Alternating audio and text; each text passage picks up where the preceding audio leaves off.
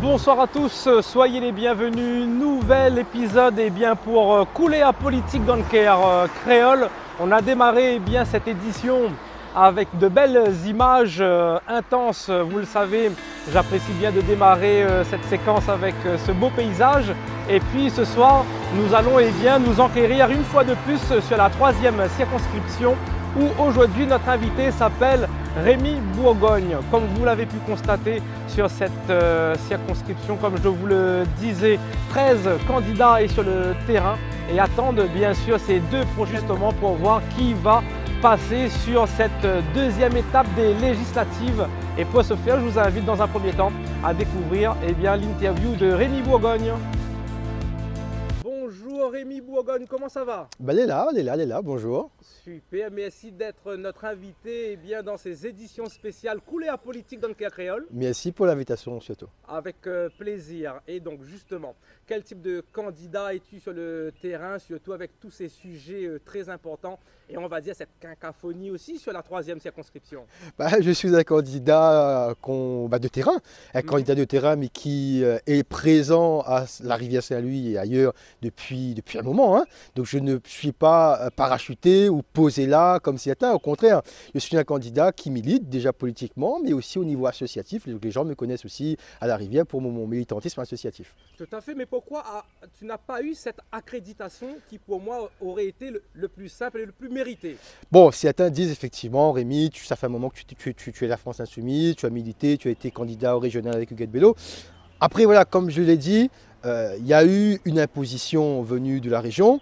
Et je ne veux plus revenir là-dessus, c'est-à-dire qu'on s'est battu, pas moi, mais les candidats de gauche se sont battus à un moment donné pour cette étiquette.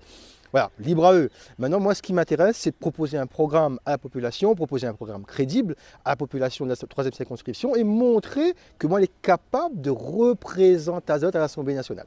L'enfant du peuple pour représenter à nous en fait. Maman il est la cour, maman il de Léo, maman il du tapage qui connaît très bien les caractéristiques du territoire. Mon papa l'agriculteur, pendant longtemps m'a donné un petit coup de main au champ, ma maman était femme de ménage, donc il connaît finalement le côté populaire de la population, mais il connaît aussi autre chose. Moi, je suis enseignant, donc ça permet à moi aussi de voir autre chose par rapport à mes études, par rapport à mes voyages. Donc oui, maman est la cour, mais qui intéresse à lui à tout ce qu'il y a autour de lui. Très bien, donc on va entrer dans le vif du sujet. Oui. Et ces points très importants, notamment le logement, la retraite, on va dire l'insécurité, le pouvoir d'achat, l'inflation et surtout pas mal de candidats parachutés ou des héritiers qui peut-être voudraient reprendre les rênes de certaines politiques, on va dire des avatars du système. Alors, de ton côté? Oui. Plan de travail, stratégie, action, réaction. Plan de travail, stratégie. Je ne pourrais pas te dire notre stratégie, parce que si je te dis notre stratégie, les autres candidats vont reprendre. Mais en tout cas, nous, notre stratégie, pour te dire, c'est de rencontrer du monde, de rencontrer le maximum de personnes. On ne pourra pas tout faire, ce n'est pas possible, la circonscription est trop grande. C'est pour ça, on fait des porte-à-porte, oui, mais on va aussi voir les leaders d'opinion. Il y a des gens qui sont des leaders d'opinion, on va aussi les voir, ces personnes-là. Donc, pour te donner un petit peu la stratégie, je ne te dirai pas plus, mais effectivement, on ne pourra pas faire tout le territoire. C'est pour ça qu'on appelle aux gens, venez sur notre page Facebook, regardez ce qu'on fait, parce qu'on ne pourra pas venir chez vous, en fait, c'est pas possible. Vous êtes 100 000 électeurs. Je comprends très bien, mais on va dire déjà sur le sujet du pouvoir d'achat. Pouvoir d'achat, c'est un sujet brûlant. Comme je l'ai dit, comme je le dis dans mes réunions, le prix des carburants a augmenté cette semaine.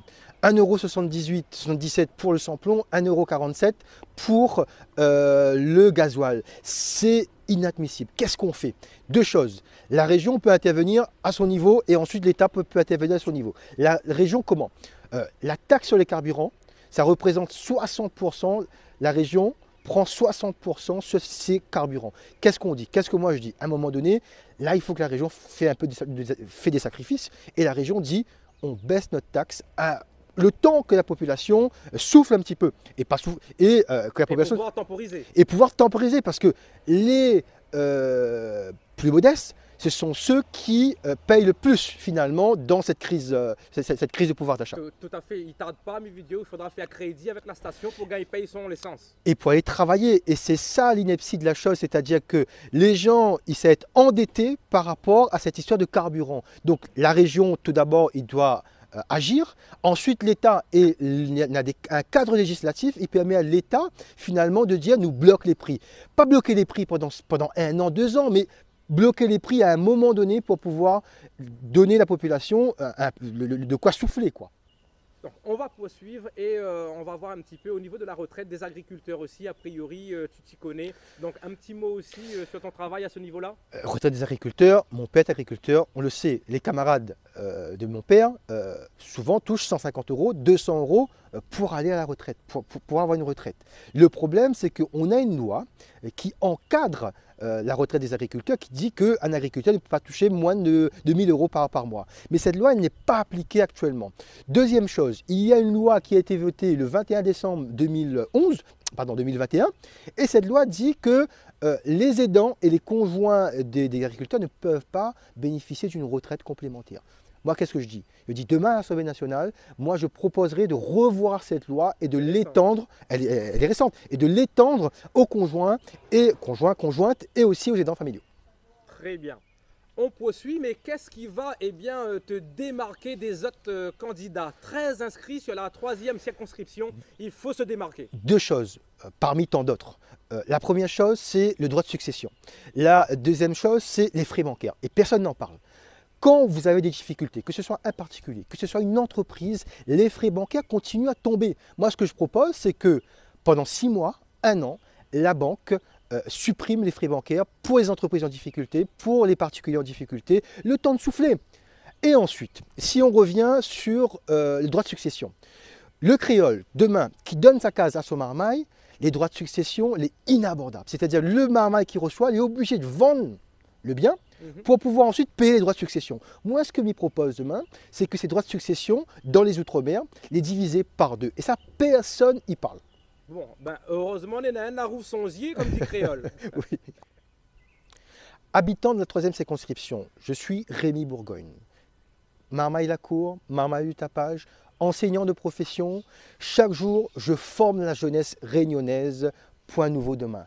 Mes parents agriculteurs, mon papa agriculteur, ma maman femme de ménage, m'a inculqué les valeurs d'humilité, les valeurs pour pouvoir aujourd'hui me présenter à vous et vous représenter demain à l'Assemblée nationale. Choisis pas de monde les parachutés, choisis pas les fils d'eux, choisis un marmaille qui connaît Azote, un marmaille qui connaît les valeurs du travail, un marmaille que il a vu ses parents travailler pour lui, un marmaille que tous les jours ils se battent pour la Réunion. Et c'est moi-même. Merci, nous étions avec Rémi Bourgogne sur la 3e circonscription pour les législatives 2022 dans l'émission Couler à politique dans le cas créole. Merci. Merci à toi.